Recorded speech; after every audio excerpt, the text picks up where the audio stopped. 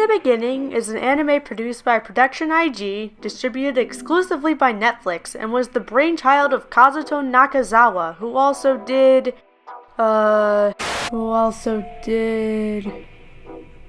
Just check his Mal page.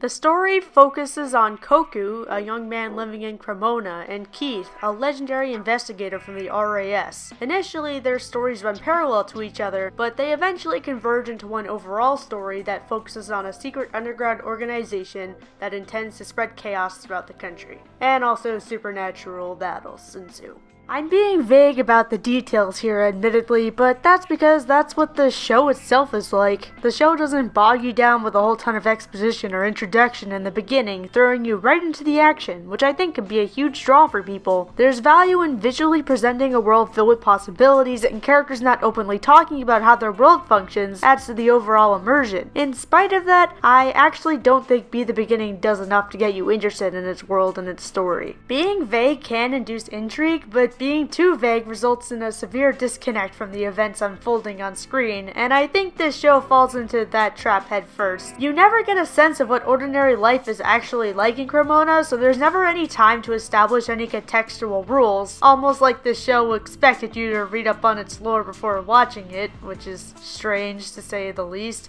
I guess the show can technically get away with it because Cremona is a real city in Italy, but the name Cremona is barely mentioned and the lore isn't even Italian. While the climax does attempt to weave the lore surrounding Koku's character into the plot, it's done so very clumsily and only in service of making the final fight more final, I guess. Essentially, this show has no sense of time or place. So, okay, a disorienting setting can be overlooked if you have a decent story and characters, but the vagueness affects them too. The story's initial parallel structure was a good idea, but not enough clues as to why the stories are interconnected were given in the first half, making the ultimate reveal of why they were connected feel more like an inevitability of the narrative instead of something that was organic. It also doesn't help that the show combined the most generic forms of the American crime procedural drama and the anime supernatural conspiracy into one anime, and it just makes things feel even more messy and jumbled. And this hybrid includes the overly complicated explanation behind why the hero and villain are connected, the in-your-face anime comedy that interferes with the serious tone instead of alleviating it, surprise reveals that aren't surprising because you weren't given any grounds to predict anything, and a strange, pretentious, and ultimately really convoluted climax! As for the characters, they're not terrible, though the most I can say is that they're kinda generic and bland. Koku is the brooding teenager type with a tragic backstory. Keith is the Sherlock Holmes type with a tragic backstory. Lily is the best character in the entire show, and I wish she were just the protagonist because she's bubbly and full of energy and intelligent and smart and sweet and needed to be in a better show. And the rest are just there, I guess. The villains have cool designs, and that's it. Yeah, with the exception of Lily, and even in her case, all the characters are just archetypes. They aren't exceptionally horrible or phenomenal versions of their archetypes, they're just fairly bland and don't stand out all that much from the crowd. Though what's most egregious about the characters is that Keith and Koku were shrouded in mystery for a good portion of the show, meaning that their backstories and hence any real meaningful characterization or setup